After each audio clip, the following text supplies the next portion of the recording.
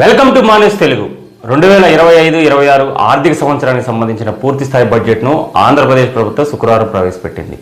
3.22 లక్షల కోట్లతో ఆర్థిక శాఖ మంత్రి పయ్యావుల కేశవ్ ఆంధ్రప్రదేశ్ బడ్జెట్ 2025ను ప్రవేశపెట్టారు. బడ్జెట్లో భాగంగా వ్యవసాయ బడ్జెట్ను వ్యవసాయ శాఖ మంత్రి కింజవరపు అచ్చెన్నాయుడు ప్రవేశపెట్టారు. 48,34 కోట్ల వ్యవసాయ బడ్జెట్ను ప్రవేశపెట్టారు.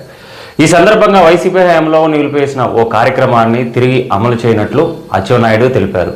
2014 నుంచి 2019 వరకు అప్పటి టీడీపీ ప్రభుత్వ హయాంలో రైతులు తమ పొలంలో భూసారాన్ని పెంపొందించేందుకు రైతులకు జింకు, జిప్పం, బోరాన్ వంటి సూక్ష్మ పోషకాలను ప్రభుత్వం రాయితీపై అందిస్తూ వచ్చింది. 2014-19 మధ్య కాలంలో రైతులు దిగుబడి పెంచుకునేందుకు సుమారు 3 లక్షల మెట్రిక్ టన్నుల సూక్ష్మ పోషకాలను అందించినట్లు వ్యవసాయ శాఖ మంత్రి కింజవరపు అచ్చెన్నాయుడు తెలిపారు. అయితే వైసీపీ అధికారంలోకి వచ్చిన తర్వాత ఈ కార్యక్రమాన్ని పూర్తిగా నిలిపివేసిందని ఆరోపించారు. రైతులు బాగోగులను దృష్టిలో పెట్టుకొని ఈ కార్యక్రమాన్ని మళ్లీ అమలు చేస్తున్నట్లు అచ్చెన్నాయుడు తెలిపారు.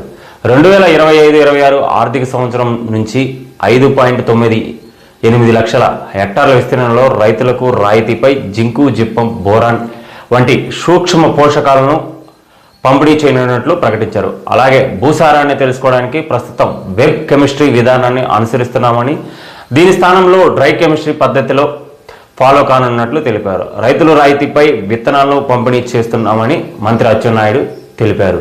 ఇందుకోసం 240 కోట్ల ప్రతిపాదించినట్లు తెలిపారు. అలాగే ఏపీ మార్క్ఫెడ్ ద్వారా 2 లక్షల మెట్రిక్ టన్నుల ఎరువులు బఫర్ స్టాక్ల నిర్వహణ కోసం 40 కోట్లు ప్రతిపాదించామని, ఏపీలో ప్రకృతి వ్యవసాయానికి పెద్దపీట వేస్తున్నామని మంత్రి అచ్చెన్నాయుడు తెలిపారు. ఇప్పటికే 10 లక్షల కుటుంబాలు 5 లక్షల హెక్టార్ల ప్రకృతి వ్యవసాయాన్ని పాటిస్తున్నాయని తెలిపారు.